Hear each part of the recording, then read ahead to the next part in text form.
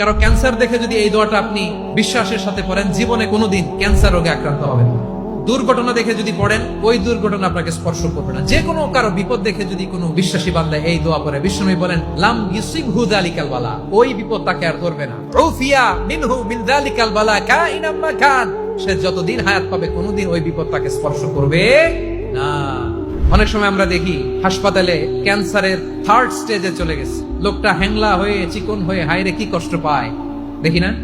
বিষ্ণু বলে একটা দোয়া যদি কেউ অন্যের কোনো বিপদ দেখে পড়ে, ওই বিপদ তার জীবনে কখনো আসবে না। অনেক সময় হয় যে আমরা মহাসড়ক দিয়ে যখন চড়ি, দুর্ঘটনায় আইরে আল্লাহ, দুর্ঘটনায় মানুষের মাথা একদিকে দেহ আরেকদিকে, এরকম হয় না? আল্লাহ তুমি হেফাজত করো। বিশ্বনবী বলেন এই দুর্ঘটনা দেখে কেউ যদি এই দোয়াটা পড়ে, তার জীবনে সে কোনোদিন এরকম অ্যাক্সিডেন্টের সম্মুখীন হবে না।